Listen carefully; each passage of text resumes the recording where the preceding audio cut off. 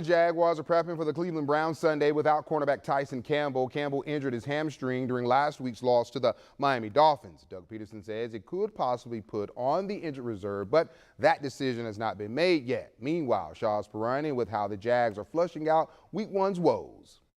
We are just into week 2 of a very, very long NFL season. And with that being said, the Jaguars understand the importance of quickly moving forward and putting week 1's loss to the Miami Dolphins in the rearview mirror. You can't take it lightly. You have to be really intentional this week to improve and learn from those things. But at the end of the day, it is the NFL, and you got to move on. If you're still thinking about how the game went on Sunday, on Wednesday, we're trying to get ready for the Browns. We can't be thinking about the Dolphins anymore. So as the Big Cats move forward, Trevor Lawrence and Doug Peterson aren't worried about running back Travis Etienne Jr. doing the same after his game-altering fumble.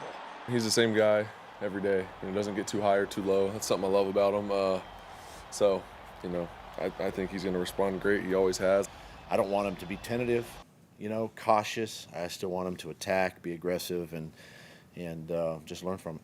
On top of ball security issues, Peterson noted that the team's biggest challenges on both sides of the ball came in communication, but Trevor thinks otherwise. I thought the whole group up front did a great job. Protection was really good.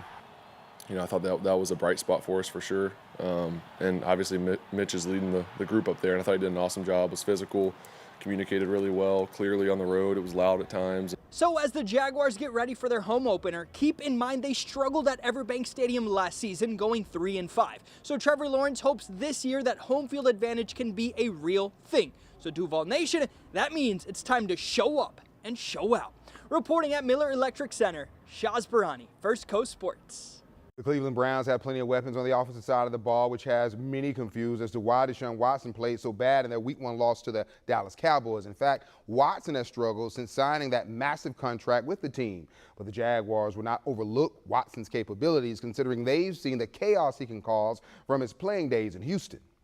He's still a dangerous guy, throwing and running the football. And when we played him years ago, back when he was in Houston, he had a heck of a football game, and he's got that in him, and very capable of doing that. So can't fall asleep on it, can't lose focus on it. Just again, another good player in this league that you got to give a lot of respect to. Deshaun will be without tight end David Njoku Sunday. David is dealing with an ankle injury. He lit up the Big Cat secondary last year in their Week 15 battle, hauling in 6 catches for 91 yards and 2 touchdowns.